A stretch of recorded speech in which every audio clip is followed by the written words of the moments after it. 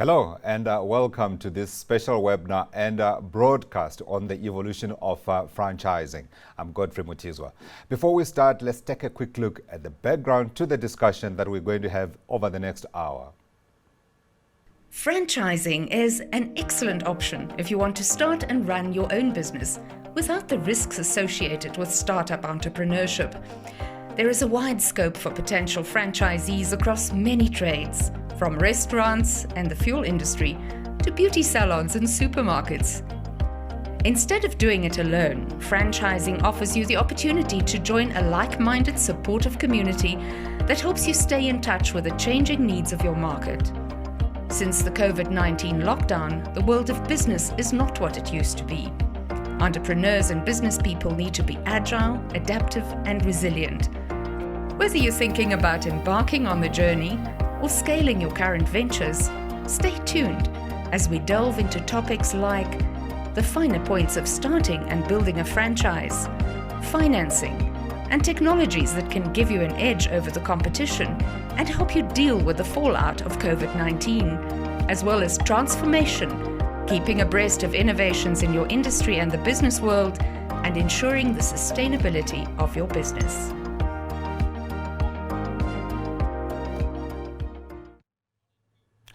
Thank you, Jill. I thought we would start off with some numbers. So, some 550 franchised brands and 30,000 plus outlets later, you have to say clearly franchising is working in South Africa and it is well established. How about some trivia before we begin? Which is the biggest franchise in South Africa? Now, according to whichfranchise.co.za, the top 5 are all fast foods: Nandos, KFC, Steers, Wimpy and Debonairs, with, let's have some drum roll please, KFC, top of the pile at over 960 franchises built over the last 5 decades. So what does it take to make a franchise work? And what opportunities are there in a world reshaped by the coronavirus? I have a team here ready with me to provide the answers. Let me introduce them.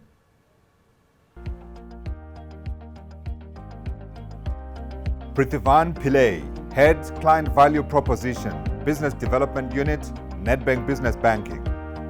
Eric Parker, Consultant and Partner, Franchising Plus. Mark Harper, Co-Founder, Petro Connect. Sibonelo Mbata, Co-Founder, Petro Connect. Trudy Van Niekerk, CEO International Franchising, Nandos.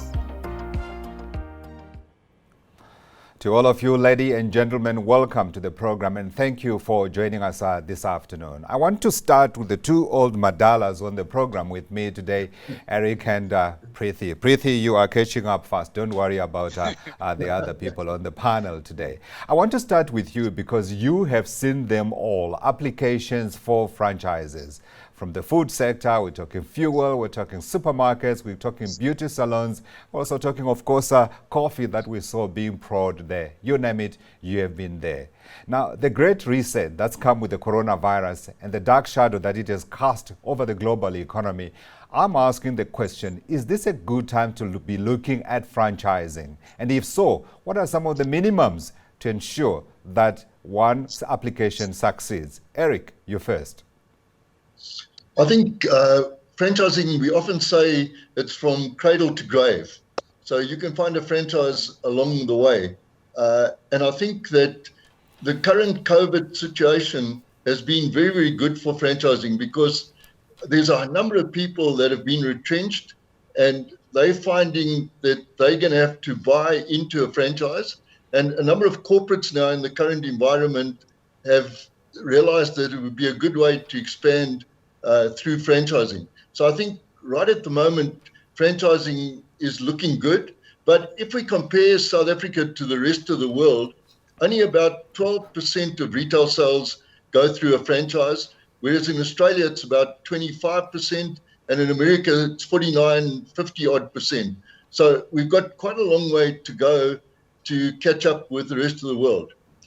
From my experience, I was fortunate that I started off as marketing director at Kentucky.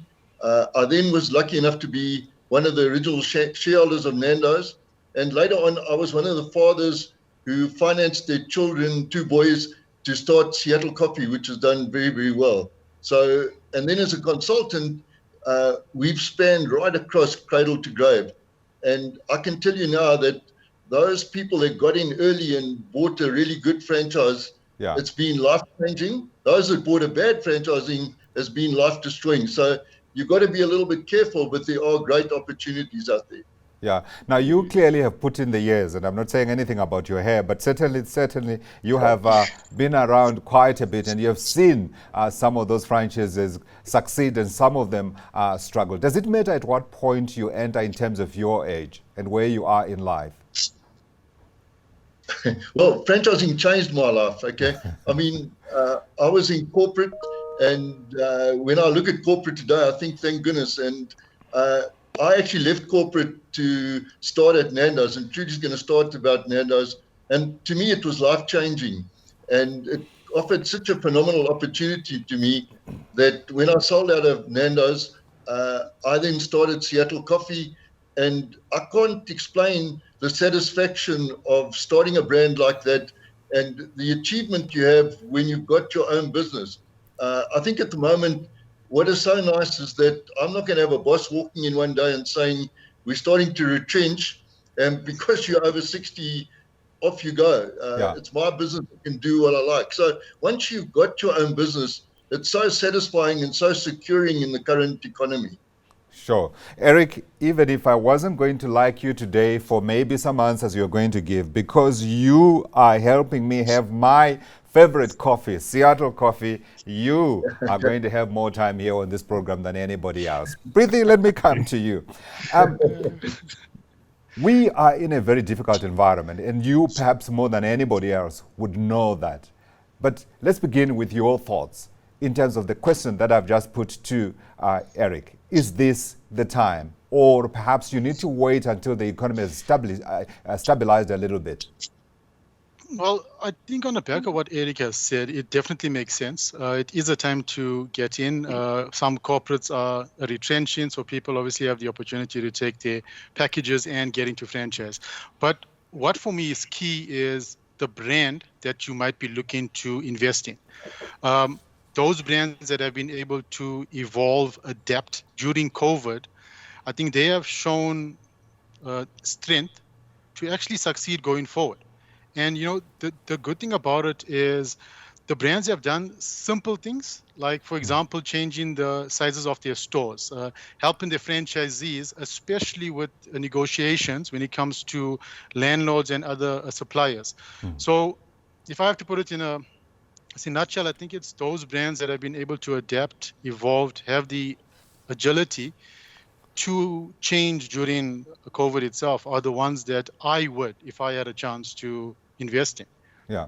So it's a very difficult economic environment, no question, isn't it? I mean, you look at the unemployment numbers, they are horrendous. You look at the economic growth numbers or contraction that we're going to see here in South Africa, closer to 10%, numbers we have not seen in a very long time. What would you say to someone who is sitting, perhaps having been retrenched and thinking, what are my options here?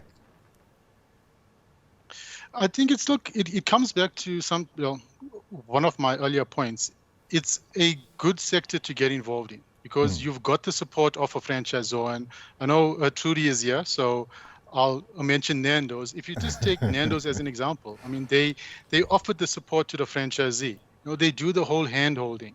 It's part of a family. It's a journey that you undertake with the brand. Now, to go into a franchise versus starting your own business, it's chalk and cheese. And I'm talking maybe pre-COVID levels, but pre-COVID, we were talking about successes in franchise versus your own startup. We were looking at about a 20% failure rate versus an 80% success rate. Sure. So that's the kind of, successes or success rate you're talking about when you talk about franchising, but I have to emphasize it's all about the brand you get involved with. Yeah. The brands that are successful have actually stood the time over COVID as well. Yeah, I'm going to come back to you and talk to you about those numbers, the success and the failure rates, and also whether it's a whole sector thing or we're talking about different sectors being more successful than others. Trudy, I wanted to come to you. I mean, obviously, from what you can hear, clearly everybody loves Nandos. Maybe that's a payoff line that you can steal from me and you can pay me later. I wanted to know from you very quickly before we get into the deeper question that I want to put to you. Is there any place where Nandos has gone and failed? There've been a large number of countries where we've gone in and failed. And Never. I think, way. there's parts of Africa, there's Portugal, there's Israel. So a number of countries where we have kind of headed into and failed. And I think what's important, though, is we've taken a lot of those learnings and applied them to the way in which we do business now. Yeah, what's wrong with them? Something needs to be wrong with them. I mean, who doesn't like chicken? So the question to you really is, so you have experience in terms of international franchising. Let's talk about those lessons. Yes, so in my space, what we do is we sell a country license to a business, and they then go on to run it as a company-owned and operated business. So they don't get to sub-franchise at that level. Okay. In my portfolio, I look after the African markets outside of South Africa, the Middle East, and then parts of South Asia. And I think some of the key learnings for us in terms of franchising and even potentially some other franchisors that may be listening is you always can get sucked in by the opportunity of selling another country. You can sell a country license fee and it's a huge amount of dollars, especially if you look at our rand today, that can come in, that can help you with cash flow. But that short monetary gain could actually become such a huge financial and reputational burden for you going forward. So if you're going to look at it, choose your partners carefully, not just always the guys with the money. Very often it's a vanity buy. I mean, you go into some countries, people are super, super wealthy, and they just it's almost like they want another notch on their belt, as opposed to really caring about the brand and wanting to grow and develop the brand in line with your brand ethos. Yeah, I'm going to ask the other guys this question that I'm asking you now, but I want to know if COVID has changed any of the ground rules in terms of those minimums that you require to make sure that the franchise that you are buying works. I would definitely say so. I think you've got to look at which sectors have opportunity from a COVID point of view. Also, as Prithvi was saying earlier, do your homework and make sure just because someone calls themselves a franchise doesn't mean that they give you the support, the infrastructure and the systems that you require to run your business properly. And then also just try and understand how they're changing with COVID. The challenge, I think, is if you rely on a success model that was successful pre-COVID, that doesn't necessarily mean you're going to be successful going forward. So when you're interviewing a brand, I would definitely ask them what their views are, how they've changed, have they been nimble to be able to move with the change and tap into new opportunities as a result, versus just relying on you might have a 30-year success record, but that doesn't mean you're going to make it going forward. Absolutely. I was going to say, let's move to the boys, but maybe someone is going to take umbrage with me. Sponel, Mark, we're coming to you guys. So you have gone out, and I remember Eric, when he started talking, he was talking about the fact that, you get pensioned off and then you think, what do I do? Where do I fly to? I'm looking at you, and I'm not seeing guys who are anywhere near receiving a pension. Let me start with you, Sponello. Pro Connect. Yeah, Petro Connect. How did the idea come about in the first place? So no, thanks. I think Petro Connect really was born from the experiences that Mark and I had. So Mark and I are primarily fuel retailers, and we thought that we perhaps could work best as partners. I'm not sure if that was the best decision, but in any case, so once we found, working each other at the time, and there were lots of learnings between him and myself, not only because he's white and I'm black, which it is, but also more, especially because he is younger than me and a lot more educated. And so I realized that if I partnered with him, there is a lot that I could learn from a younger guy, especially who's gone to a very good school that I wasn't privileged enough to go to. But so there were lots of learnings, but more especially from the practicalities of operating a station. We then decided to say that, you know what, we can't take these learnings to the grave. The best thing we can do is to learn from our own mistakes and make sure that the people that come after us don't have to pay the same school fees that we've had to pay. And then we decided to form PetroConnect more as an institution which gives information, which mentors, as well as ensures that people are set up for success from the day they come in. It's been that journey. Sorry, I beg your pardon? I was just asking a follow-up question to you, how the journey has been. So the journey has been quite interesting. It has had its difficulties because of partnership, but those difficulties have been learning curves for us. Yeah. And Positive. we've managed to really craft this nicely. But over the last 2 years, I think PetroConnect has really made a lot of strides in the industry, and we've got quite a lot of success stories right now that we really pride ourselves with. Yeah. Mark, can I come to you? So he speaks of cultures that were emerging here, and I think that was referred to by the other speakers as well. Just your experience in terms of this partnership and how well it has worked or how well it hasn't worked, since he seemed to be suggesting that there may be a few ructions here and there. Yeah. So, I mean, you speak of age. I think I'm the one that's has aged these past couple of years more than Sponello, and we don't know whether it's because of him or the growth of PetroConnect.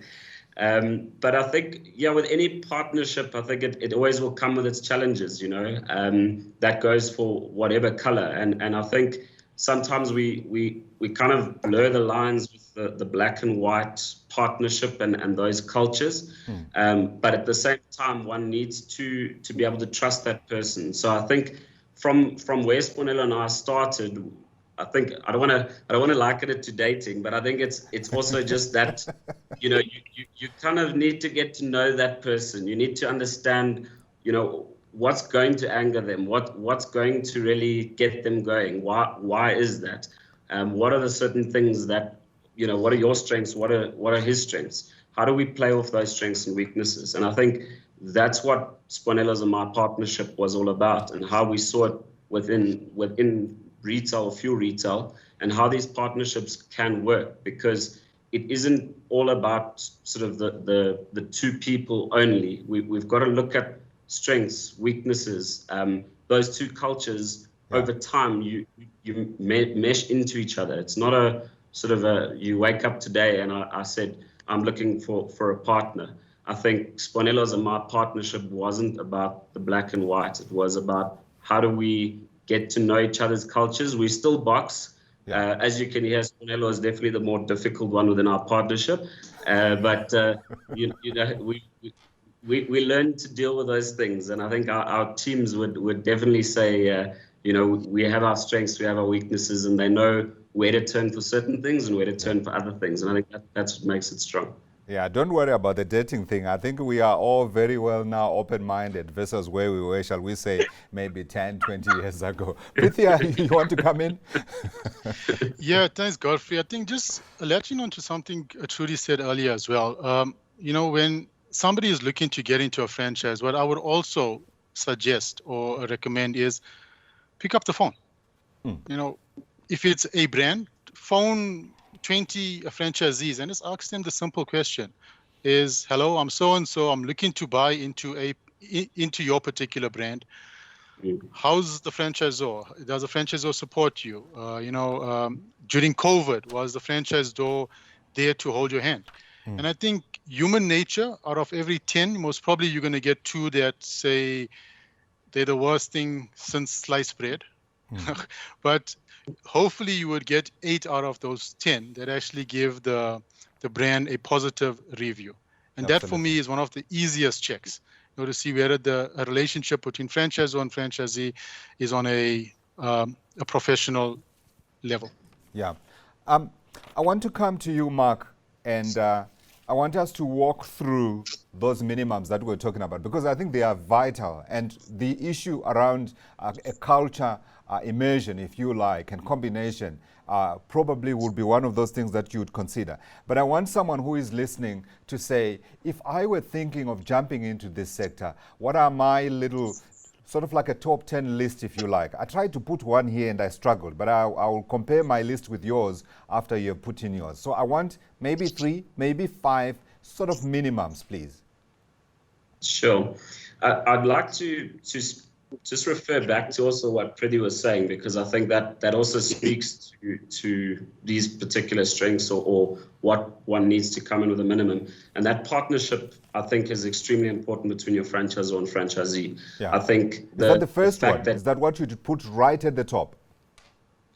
I would say that it's one of the, I wouldn't say it's necessarily right at the top. I think that one needs to be able to work with other people and also work with the franchisor, that you've got to work together. So I think that minimum of being able to work with someone else, because a franchisor-franchisee relationship can be difficult, or it can be an easy relationship, and it can then also have its ups and downs. Sure. And I think we experience that within fuel retail on a daily basis. When getting into fuel retail specifically, you've got to be ready for hard work. You've got to be ready to throw yourself into every part of the industry or every part of the business. Yeah. It's a difficult business to understand if you don't have someone holding your hand. And I think where we come from is looking at a service station. Sometimes one drives in and you think that it all kind of just happens. So I think that skill of wanting to learn and also building on what other people have burnt their fingers with and learning. So being able to be educated, if I can put that very, very bluntly. Yeah. That is actually it's a tool that one needs to have, and I'm sure Eric can testify to that. I'm sure from a franchising. He's coming in shortly. Or third one. I want a third one from you. Sure.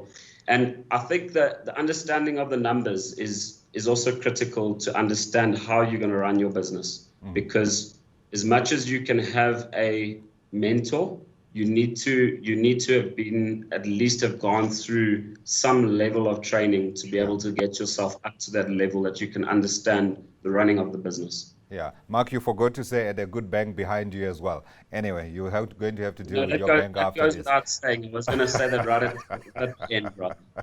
Eric, we are with you. I want those 4 or 3. Maybe let's make them 3 so we get to everybody.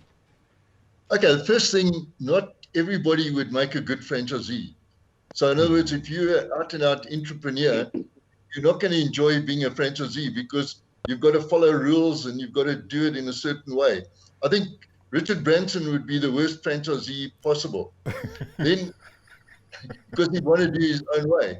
Then the next thing, you have to pick a category that you're going to enjoy and you're good at. In other words, if you're not good at IT and you don't enjoy it, don't pick a franchise where you haven't got skills and you're really going to enjoy it. Yeah. And I think what we were talking about earlier, there are some categories that have come out of COVID that are doing exceptionally well. I'm talking about storage. I'm talking about home office, courier companies. So there has been a change in the market. Yeah. And you have to try and get a category, number one, that you enjoy, and number two, that's going to be successful. Yeah. And probably the third one, this is going to be hard work. When you start going into a franchise, you're going to work long hours, and you've almost got to get the family involved to understand that this is not like an 8 to 5 job. It's full time. So you've got to pick the right category, make sure you're going to enjoy being a franchisee, and be prepared to really put the hours in and work exceptionally hard. Absolutely. Before we go, I'm going to ask all of you, and I want you to think about it now. I want specific areas where you guys are seeing opportunities so that people who are listening will walk away and think, I want to go and do a little bit more homework around storage, or perhaps I want to look at books, or perhaps I want to look at hardware like me, except, I don't know when I'll be able to do it. And one of the questions is coming up about what sort of money we need here. Trudy, please, your thoughts, 3. I think it's probably a little bit of a duplication of what some of the others have said. Sure. I do think that brand fit to your personality is critical. So as Eric said, don't kind of go into the IT industry if you know nothing about it. Your personality in relation to the franchise that you acquire is also very important, which speaks to potentially some of the newer franchises might have opportunity for someone that's got a little bit more entrepreneurial flair, whereas brands that have been around for longer generally have less of an opportunity to be able to engage in that on that basis. So you can't go in thinking you're going to kind of, from a Nandos point of view, the first interview, tell me what's all wrong with the menu, and you're going to cut the menu, and we're not going to sell chicken, we're going to sell fish. That's kind of not the way to go about it. Although some people do. And then I think also from a numbers perspective, it's good to understand the numbers, but it's also good to be properly funded and to make sure that you've got sufficient financial reserves.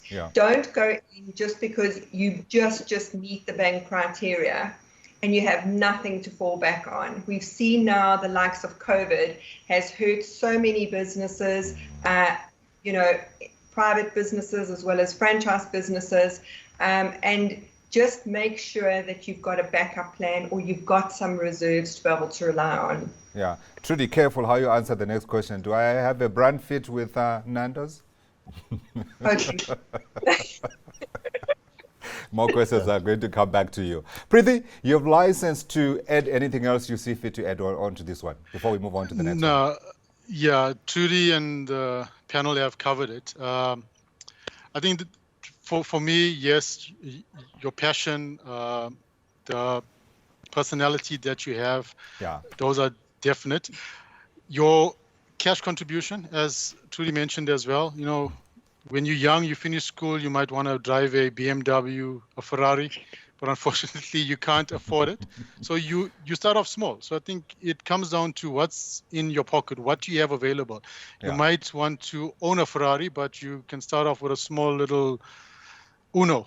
And in time, you get a job, you build, and then finally you'll get to that dream car for you. So absolutely. So there's a question that has just come in that I was going to ask. So because it has come in, I'm going to take it, even though I didn't want to take questions now. This is the issue around what sort of money you need. It's the money question, Preeti, and you have to be part of the answer to that one. What percentage do I need to come in? So Zandile says, the reason I ask is because sometimes, it's Zanele. The reason I ask is because sometimes it just makes entering for some impossible. This is a question that has come through from Zanele Masuku. So Preeti, we're going to start with you. Please, all of you guys, feel free to come in and contribute. Yeah.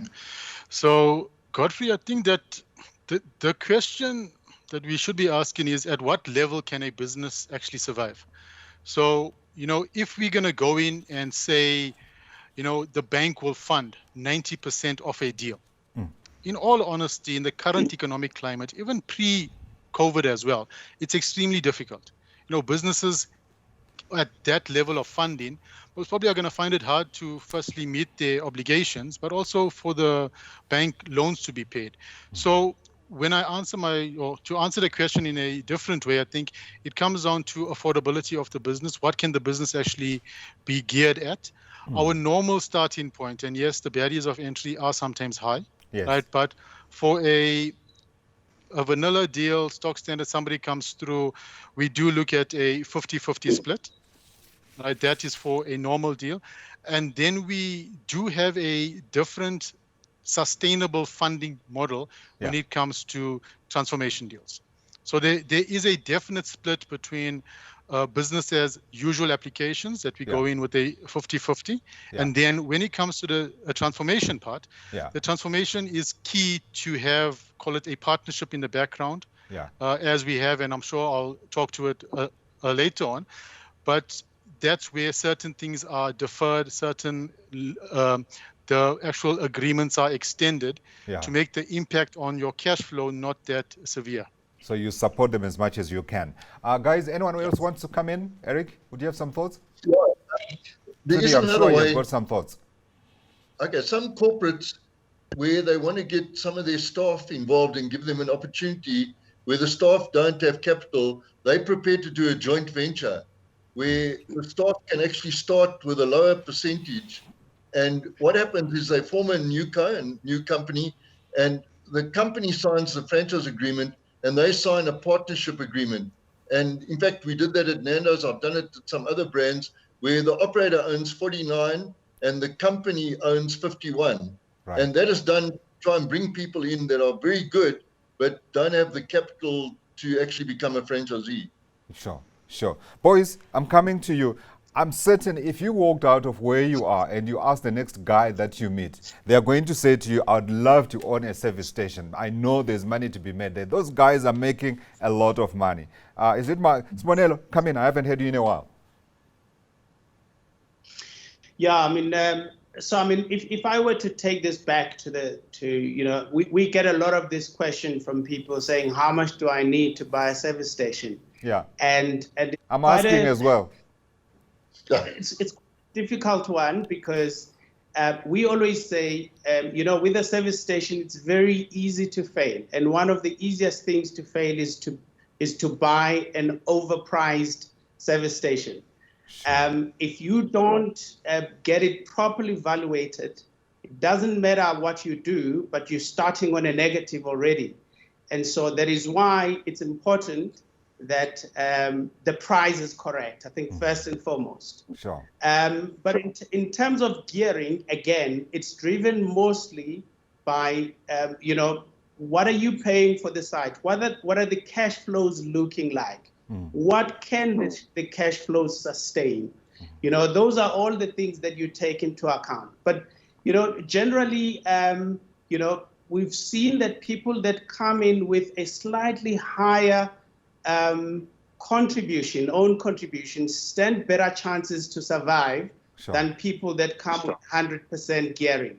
If you come with 100% gearing, there's a lot of tricks that you're going to have to do to make this work. You're going to have to go for an extended period of time in terms of loan repayments and so forth and so on. And there's no fat. There's no room for error. One mistake, you're out. So we've seen it quite a mix. So I wouldn't be able to give a percentage now, but Preeti handles the balance sheet here. So he's got the checkbook. So he'd be able to say how much would they be willing to fund. Yeah, absolutely. Because I was going to say you had the banker, 50-50, or let's see where we can negotiate here and there. But his preferred mode, you had it. Mark, you want to come in? Yeah, I think, we as you say, that question does come up a lot. Where someone looks at a service station, I think sometimes in any franchise or any business for that matter, someone looks at the car you drive and often thinks that has come easy, just as an example. And I think that is where sometimes around a service station is one forgets the cash flows, one forgets what that business is all about because of the significant nature of the cash flows within a service station. You can be a millionaire tomorrow and then you go back into your overdraft the next day. You're building your stocks. You go through a time where you need to hold more stock. The oil company drops more stock with you. You're dealing with a lot of money and a lot of that cash flow within a service station. So I think there is money to be made in the fuel retail industry, but I think one has to get into it for the right reason. One needs to understand the cash flows that are coming from it. And again, going back to what Sibonelo is saying, one needs to come in with the correct amount of funding, but at the same time, understand your cash flows rather than saying, I'll come in with 10% or 20% as an example, and then not understanding that as much as the other 80% is funded, you know, Nedbank aren't going to be kind at the end of the month when they debit your account for that loan amount, and it doesn't. It's actually not there to take. So I think that is one of my biggest, or one of my answers to the guys that ask, is that educate yourself in the industry. I mean, that's where obviously PetroConnect, you know, came from our readiness program and the academy that we formed, is that, you know, we want to educate more before you just jump an idea, because the idea can sometimes be great, but when you're actually in it, that's when you turn around, and it's very difficult to turn around from a service station in any hurry. When you're in it, and you need to push through. Sure. Trudy? I agree with all of the other speakers, and I think the thing is, it doesn't have to be a do or die. So if you want a specific franchise and you don't have the money, don't beat your head against the wall saying, oh, but you know, I can get funding for 100%. The franchisor knows what the model works and knows what is required from a success perspective. So start with something different. You don't have to be stuck in the same brand or the same industry for the rest of your life. Go and find a franchise that can afford you and that you can afford, and then build yourself up over time.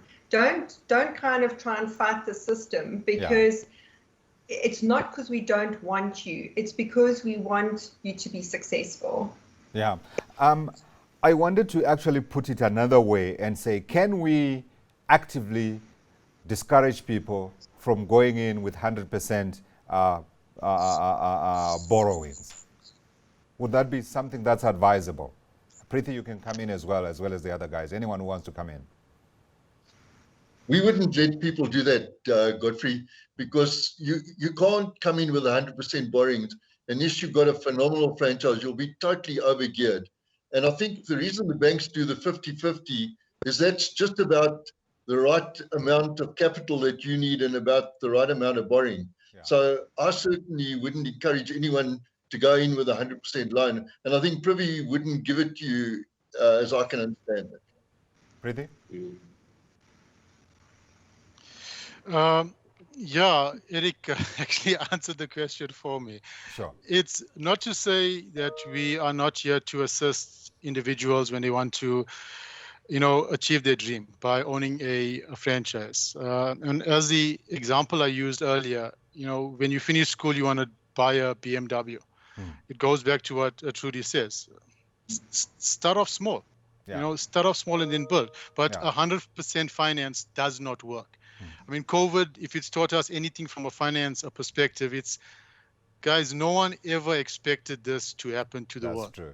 Yeah. But what happened in level 5? No one could get out. In level 4, it was as bad. In level 1, even though people are going out, there's still a lot of fear. Yeah. You know, families with kids, or even families themselves that got, you know, elderly people in the family. People are not getting out as frequently. So what impact would that have?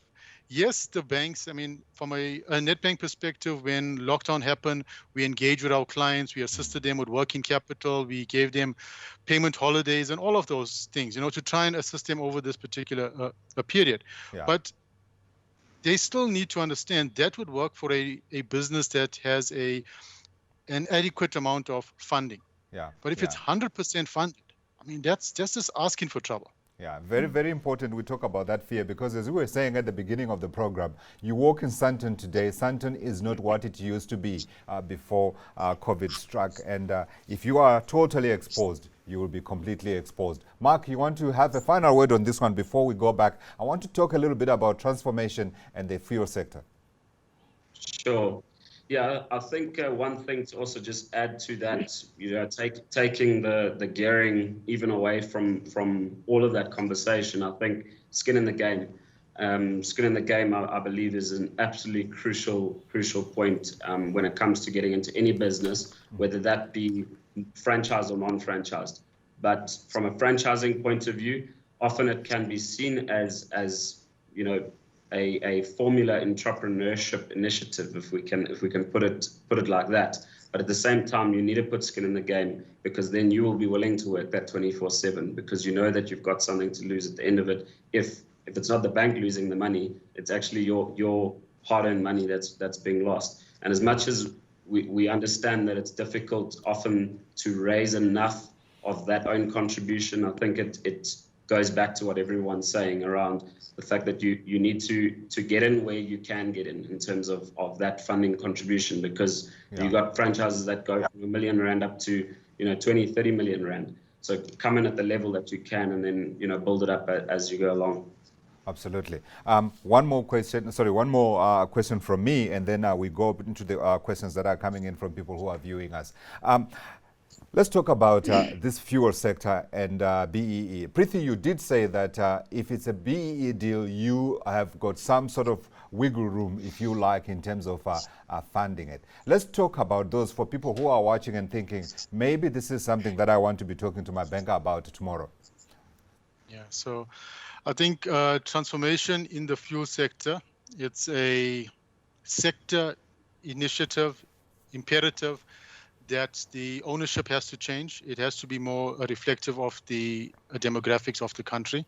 We understand that. As Nedbank, we've been down this road for some time. We've engaged with the various oil companies, stakeholders, clients as well, just to understand from them what's their concerns. How do we work together with them in order to assist a BEE candidate that wants to buy a service station? Yeah. The one thing that I've picked up is you cannot do this on your own. So as a bank, I mean, we guys are here to finance a site, but we need partnerships, right? And as of 2 odd years ago, we entered into a partnership with BP and PetroConnect to assist with the whole identification and funding, and then the post mentorship of these individuals when it comes to owning a service station. But that was not done overnight. We sat down, all of us as a partnership, and we engaged to say, from a banking side, guys, what do we do? What do we need? For us to lower our levels of owner's contribution, what needs to happen from a BP side? Right. Is it from an extended term on the agreements? Is it does it have to do with the stock requirement, the stock payment? From a PetroConnect perspective, it was all about the pre and post support, intervention. Sibonelo and Mark can come in as well, with the actual candidate itself. So we are prepared to do it. But I think key for us is making sure the deals that we do when it comes to transformation, it is viable, because the last thing we guys want to do, we do not fund for failure. Sure. We fund because we want the person, as Eric mentioned, we want them to be the next Richard Branson. We want them to be the next Sibonelo and Mark that own quite a few service stations. We want that. And in order for them to get to that level, we have to act in an ethical manner and ensure that the systems that we put in place are such that they can support the lower levels of owner's contribution. Absolutely. Thanks very much for that. Mark and Sibonelo, if you want to come in, please feel free to do so before I open the debate to the floor.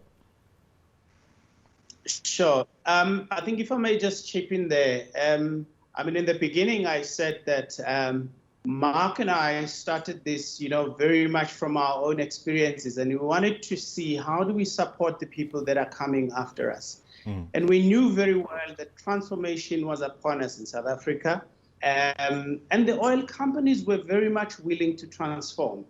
And contrary to what most people may believe, also with the white dealers in the network, most of them are very much willing to transform, but it was the how part that was the missing link. And that's where PetroConnect came in, because most of them said, we want to find Black people, but we don't know where do we go, all right?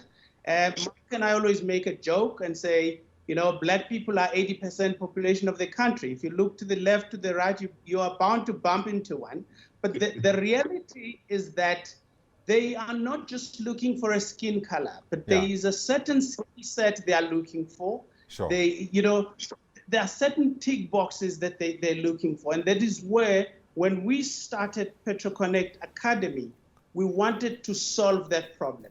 We now got these people into the readiness program for 2 weeks, train them about the industry before they get in, just for them to be able to know, because a lot of people fall in love with the idea of owning a service station because they love Mark's car and they think that everybody who has a service station can afford Mark's car. But the reality is that they love the car, not what Mark does. Sure. Sponelo, so the readiness program, you have just triggered in me a requirement that I allow you to market a little bit what you guys do at PetroConnect. In 1 minute, very quickly, please.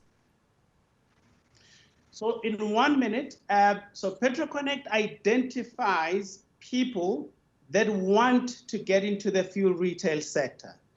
Secondly, PetroConnect will screen these people to ensure that they are the right match for the oil company. 3, PetroConnect will connect these people with our funding partner, who are Nedbank, at favorable terms. In other words, the interest rates and the requirements and so forth has already been pre-negotiated. But lastly, PetroConnect will make sure that when these people are placed with the oil company, we handhold them all the way in a form of mentorship to ensure that they succeed. Well put, well put. You could work in broadcasting, actually. You do adhere to time. Thank you. Let's take in questions now that have been coming in from people who are watching our webinar today. This is a question that is coming from Russell Curtis. And Russell is asking the question: I have been advised by an experienced consultant that the big fuel retail brands will no longer allow anyone over 50 years old to come in and no longer allow non-blacks into the sector. Views ref this are twofold. But is this discrimination? Who wants to pick this one out?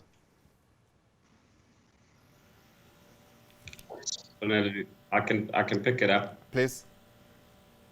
So I think from an age perspective, I mean, the oil companies have obviously been on a drive of bringing younger people into the industry.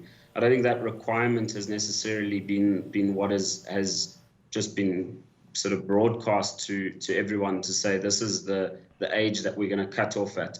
I believe that yes, there's a drive to bring a new regime into the industry. I think there's a lot of dealers that have been in the network for many years, which hold a lot of experience, and that is exactly why we are for the partnership aspect, because of the experience and bringing young with, let's say, older, but also older with grey hair because of that experience. I think the non-white, coming into the industry, transformation is certainly upon us.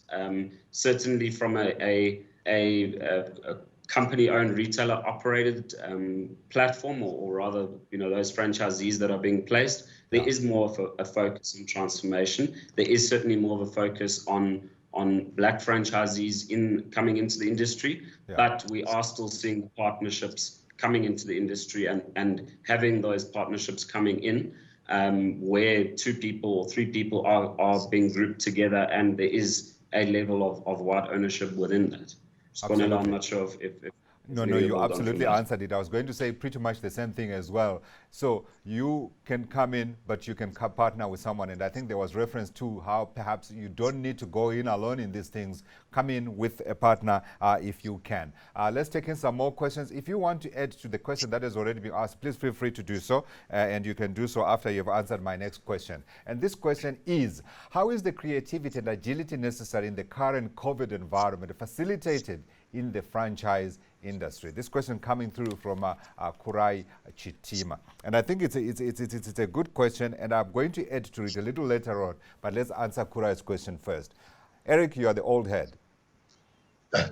Well, the question is, how's the creativity being? Yes, okay. How is creativity coming in through and being shown within the franchise industry because this environment has been altered by COVID-19? Yeah, I think the really good franchisors have been very, very supported through this. They've managed to go to landlords and get rent reductions. They've managed to go to suppliers and get better terms. They've managed to go to the banks and get loan periods extended. And from what I could see, the really good franchisors have almost mentored and nursed the people through the difficult COVID times. And I think when you talk about creativity, that's the creativity. They've even marketed better. They've had different marketing campaigns. So, to me, the good franchisors have stood up and really supported their franchisees. Some of the big brands were giving royalty-free periods. They were, really helping the franchisees through this difficult period. Yeah, I'm very happy to report that my favorite homes for Seattle coffee are all open at the Mark, at the Gautrain, and also right inside the mall itself. Trudy, you want to come in? Yes, I think some of the most creative aspects have been relooking formats. So, for example, in a restaurant space, do you need to have as big restaurants going forward? The advent of dark kitchens, where you could basically just have a delivery hub as opposed to always investing in a mall, and the likes. Looking at different formats, you're seeing a lot of work being done across the landscape around containerized concepts and things like that, to try and be more agile, to be able to slot into opportunities that have emerged post-COVID. But also, I think a lot of creativity, for example, in the food space around menu innovation. If you've typically been a largely dine-in brand, you need to look at what kind of menu items you can come up with that travel well from a delivery perspective. Because if delivery is going to be the only sector that's growing for the next while, you've got to get onto that bus. But you can't try and be, this is who we are and this is who we'll always be. And then still hope to be able to tap into some of those opportunities. Absolutely. Thanks very much for that. Preeti, you want to come in as well, quickly? And I must say, you guys have been fantastic. You really answer to the point and you jump out and let me come in. Come, Preeti. Okay, thank you. So very quickly on that note, I think from a Nedbank perspective, we've also seen that opportunity. So we've launched an app just when lockdown happened. It's an app called AVO. And the app itself, you can place an order for food, you can get it delivered to your house, and you can make a payment. With the whole issue around hygiene and safety as well, we've got scan and tap devices. So as Nedbank, we've also seen an opportunity where we have to cater for what our clients are asking for, and by that we've innovated by way of our technology. Absolutely. Thanks very much for that. I am pushing a little bit for time because would you believe it? We've run out of time. I think we have about 5 minutes or so that are left. But we haven't talked about technology and the difference that it has made in these times where we suddenly found whole industries created out of where there was nothing, and also other industries decimated. I want all your thoughts very quickly, and then I'll take one more question and then we'll round up. And I want you to mind you again, I want 2 sectors where you are seeing opportunities for franchising. All right, let's take in that first question. Eric, you are the easy go-to. Okay, you mentioned it in the beginning. We've got a website called whichfranchise.coza, and there's some fantastic opportunities on there. Probably 2 of the areas that we're seeing a lot of opportunity, funny enough, is in storage and in courier companies. Both those people are downsizing and they're having to store their goods. And with this delivery breakthrough, the courier companies, there are courier franchises that are doing exceptionally well at the moment. Technology? The world's changing very fast. I'm born before computers, so I'm the one battling like mad. Technology is everything. I mean, if you're going to the way we used to operate restaurants, the way we used to operate franchises, the technology available has made it so much easier to run a business because you've got all the facts in front of you. You can work out your GPs. As a business owner, you've got so much more available to run the business properly compared to when I was running businesses. I didn't have that technology and that assistance. Yeah.